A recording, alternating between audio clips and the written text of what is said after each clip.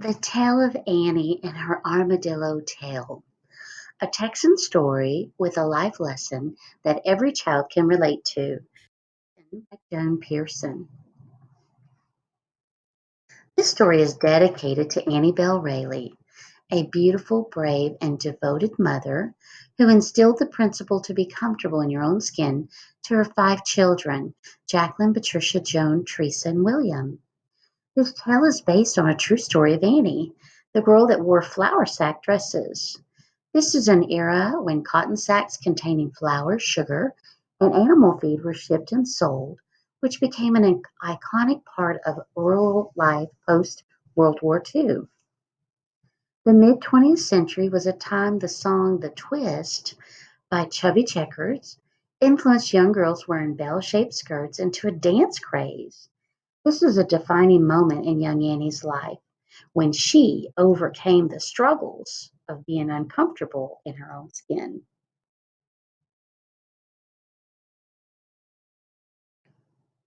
Although Annie didn't look like most 9-year-old girls at her school with colorful dresses, silk sashes, and lace, inside she felt like a princess, just like she saw in her picture books. The sprinkle of freckles across her nose and her big round eyes matched the brown of her flour sack dresses she wore to school. Annie always had a bright smile, cheerful eyes, and full of adventure. She had everything she ever wanted, except a special friend to share her adventures with. Annie lived far away from the sounds of honking horns and people bustling in the little shops in town. Her home was nestled in the deep country with shady, looming trees, open fields to run in, and pesky, unwelcome forest critters like armadillos that root around in gardens. With faded, peeling paint and actual dirt floors, Annie didn't see her house as old or broken down. She had a huge imagination, so through her eyes, she imagined her home like a castle. Her father, being the handyman he was, hammered shiny scraps of silver tin to block out the drafty wind and rain. Annie imagined the tin as a coat of armor, adding a sparkling shimmer to their small wood framed home, just a stone's throw from the Trinity River. The sound of the strong, rippling river's current reminded her of a moat, keeping all the families within its border free of strangers. And just like a grand castle is surrounded by water, Annie knew the river was her family's safe sanctuary. One rainy spring morning, startled, Annie awoke to a loud, gruffy bellow. Her father sounded like an angry grizzly bear, and she knew his mood had something to do with an armadillo's nightly visits. As the old wooden screen door creaked and then loudly bounced off the wooden frame, Annie's boots quickly pitter-pattered through the mud toward the chicken pen to gather the eggs needed for breakfast. She mumbled under her breath at the pesky armadillo that destroyed their garden time after time. Annie could see all the broken vines and knew something had to be done, or nothing would be left for market. Annie's worry about the armadillo ruining their garden slowly slipped from her mind, and the memory of Mrs. Dixon's honey silk voice calmed her thoughts. Her stomach fluttered when she remembered about the special show and tell event on Friday. Annie thought about Mrs. Dixon's request. Students, bring an item that represents your family traditions, culture, or heritage. Mrs. Dixon explained there would be several awards presented to those that do well with their overall presentation, but the grand prize winner will be awarded with the final naming of their new school mascot. Annie wondered what Susan would bring. She knew it would be something magnificent. Susan was one of the girls at school with the princess dresses and pretty bows. Annie had no idea what she would bring, for she thought she didn't have anything unique to share. That evening, Annie thought about her day at school. She was grateful that Susan was always kind to her, but for as long as she could remember, Annie had hoped Susan would invite her over to play after school. Yet Susan never did. As Annie gazed at her reflection in the mirror at her old, faded flour sack dress, for the first time, Annie suddenly felt different. She wondered if Susan looked at her that way.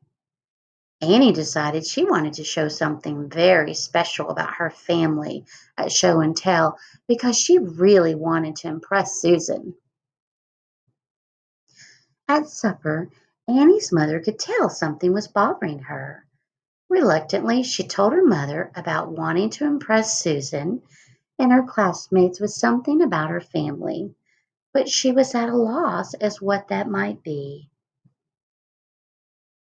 Annie's mother frowned, but she spoke patiently as she kneeled down to comfort Annie. Be comfortable in your own skin, Annie. When Annie wrinkled her nose and looked at her skin, her mother knew she didn't quite understand her meaning. She explained to Annie how important it is to be confident in who you are and know that it is okay to look or feel different than others. Finally, Annie understood her mother was telling her to be herself and that everything would be fine. Annie was quiet as she stared in her mother's eyes. In a soft whisper, she finally stated, You don't have to be like Susan, Annie. Be yourself. And a true friend will appreciate you for you and not what you bring to show and tell. The wise words her mother shared about being comfortable in her own skin gave Annie a lot of time to think, a lot to think about. With what felt like the weight of the world on her shoulders, she gazed out her window. Like flashing sparklers on the 4th of July, Annie was fascinated by hundreds of fireflies that lit up the night sky. Mesmerized by the sight, her worries about friendships and disappointments slowly faded from her mind. In a flaming blaze right before her eyes, Annie saw a falling star. In amazement, her eyes widened and she made the most heartfelt wish an almost 10-year-old girl could ever wish for. Annie wished she could share her adventures with Susan and they would become best friends. As she snuggled deeply into her covers and began to fall asleep, Annie happily hugged her pillow, for she knew falling stars are considered good luck.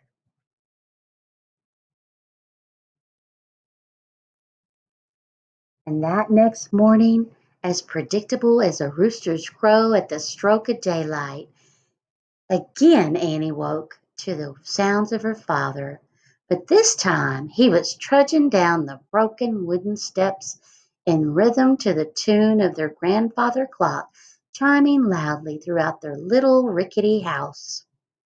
His work started very early, for he and Annie's brothers needed to catch a lot of fish to fill the empty containers that she and her sister Edna would sell after school at their little general store. Like a thorny tumbleweed scratching against a piece of metal, her father's voice thundered. Without any doubt, Annie knew the pesky armadillo had rooted around and trampled what little vegetable vines they had left in their garden. As her father's fury became a distant whisper echoing over the sputter of his loud rumbling engine, Annie bolted out of bed. The coast was clear now that his classic blue Chevrolet had faded down the winding dirt road and out of sight. Annie hurriedly dressed and kissed her mother's cheek as she ran out the door to gather eggs, her daily morning chore before catching her school bus. Before the door closed, she heard her mother's words again. Remember what I said, Annie. Be comfortable in your own skin. In the corner of her eye, Annie caught the sight of a shiny reflection on the family's old faded aluminum boat stored out by their shed. Tossing the empty cartons, Annie heckled, "Forget the eggs, I have an armadillo to catch." As she quietly crept toward the boat, she saw the armadillo dart out into the tall grass as it fled for cover. Annie knew her father would be so proud of her and a lot less grumpy if she caged the pesky armadillo. He would never believe the nocturnal mammal was bold enough to show itself in broad daylight. With bold determination like the movie star Scarlett O'Hara, Annie knew she had to act fast. Overtaken by all her tomboyish ways, Annie shook her fist up to the sky and jeered, "You've seen your last sunrise, armadillo!" And like a mad bull, she charged toward the round, four-legged, wobbling varmint. Like a warrior with an impenetrable shield, the armadillo did not curl itself up in a ball as expected. On the contrary, it bravely turned in her direction and charged back toward Annie. And like a hoot owl, her head spun around in the direction of the armadillo as it darted between her legs. Startled by its unexpected behavior, Annie couldn't believe her eyes. Without thinking, she ran as fast as she could and leaped toward the armadillo before it nestled under the outdoor shed, out of reach. We landed roughly on her stomach and held her grip tightly. As she pulled up on her knees, she tugged with all her might. Snap! Like a fiddle string, Annie stumbled backwards, falling to the ground again. Dazed by all the excitement, Annie slowly uncurled her fingers, and in her palm was the armadillo's tail. In disbelief, a wide smile spread across her face as she ran to catch her school bus. She finally had something magnificent for show and tell, and she knew it would impress Susan and her classmates. With a twinkle in her eye, Mrs. Dixon greeted Annie outside the classroom door with a warm welcome and encouraging smile. As Annie settled in her desk, she noticed Susan was already in the classroom and had an enormous, fancy brown box that covered her entire desk. Annie watched the clock slowly tick as her palm became sweaty with anticipation for show and tell. She took a deep breath and began to rehearse in her mind how she would present her extraordinary armadillo tale. Finally, after lunch, Mrs. Dixon cleared her throat, announced it was time to clear desks, and just like that, she'd take volunteers to present first. Before Annie could raise her hand, Susan was making her way to the front of the room with her big mysterious box. Everyone let out their breath as she revealed the felt, broad brimmed Stetson cowboy hat worn by her father. Annie was fascinated by her talk of herding and branding cattle as she proudly ended with the hand motions her father used to lasso a stray calf and how the sound of his whip cracked to keep the cattle moving on the trails.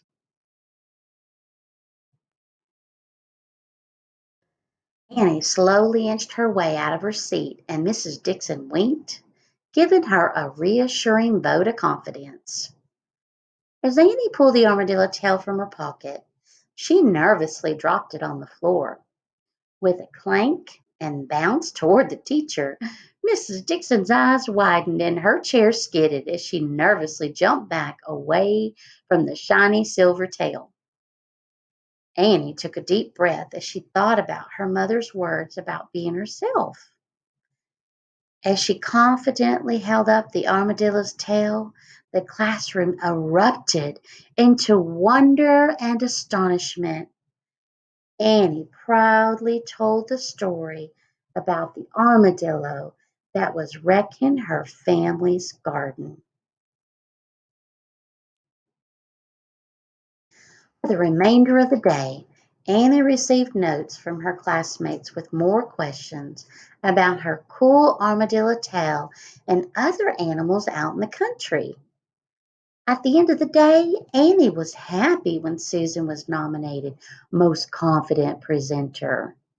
And to her surprise, as the winner, she was chosen to suggest the name of their new school mascot with a final vote from her classmates. The students cheered happily when Mrs. Dixon proudly announced their new mascot to be named the Armadillos. That night, as Annie nestled her head in her soft pillow, she realized Susan and she had more in common than she had ever imagined. Susan's father and her father both were very important to food production.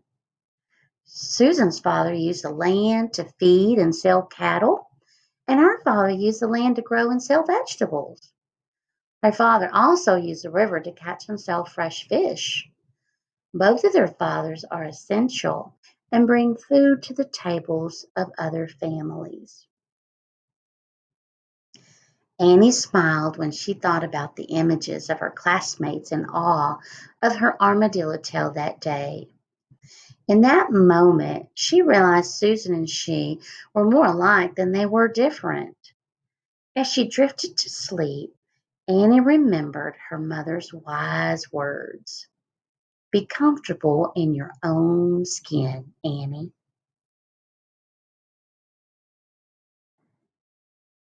Annie understood the power of her mother's words. She felt proud of her family and had the confidence needed to present in front of her classmates. She was comfortable with being different and understood Susan already considered her as a friend. She didn't need to impress anyone. It didn't matter what clothes she wore, and her importance did not depend on who invited her to play outside of school. Family is what mattered to Annie because she was finally comfortable in her own skin.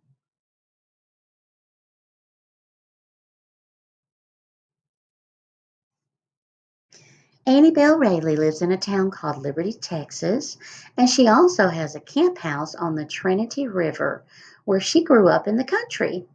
She wore flour sack dresses, but now has a wardrobe fit for a queen.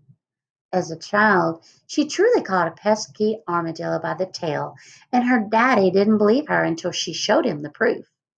She grew up farming and instilled in my siblings and me the joys discovered through gardening, fishing, and being out in nature. With my own eyes during my childhood, I witnessed adult Annie holding an alligator by the tail. Annie is as fierce as the character portrayed in this tale.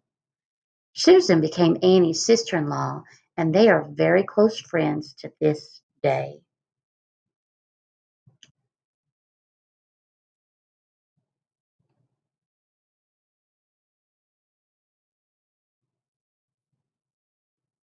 This is Annie's father, her brother, and this is some of the fish that they filleted and sold in their general store. These are some of the animals and the tractor and the vegetable garden and watermelon garden that we have pictures of.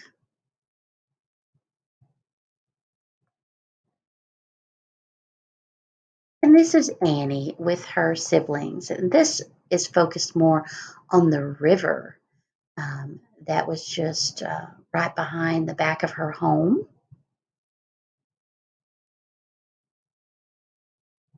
This is Annie with her family. This is Annie with her siblings. She has two sisters and three brothers. one brother that's no longer with us. It's Edna, Carolyn, Donald, James, and Glenn.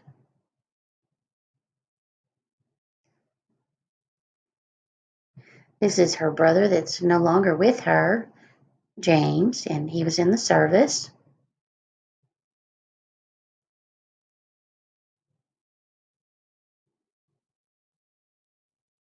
Annie with her siblings. These are two family photos of Annie with her mother and father, and Annie when her oldest sister was getting married.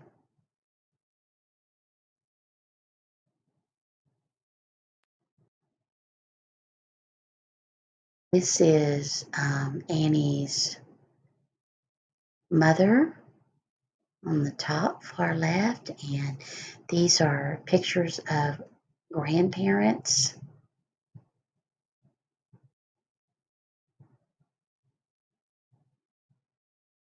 And finally, this is Annie.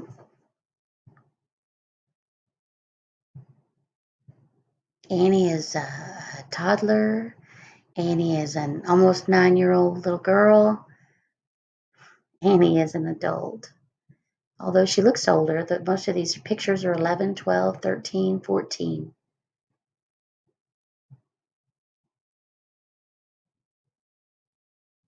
And this is the market that they sold their watermelons, a general store. Picnic supplies, eggs and bacon, milk, soda pop for 39 cents. Eggs, 55 cents. Was referenced in the story. The end.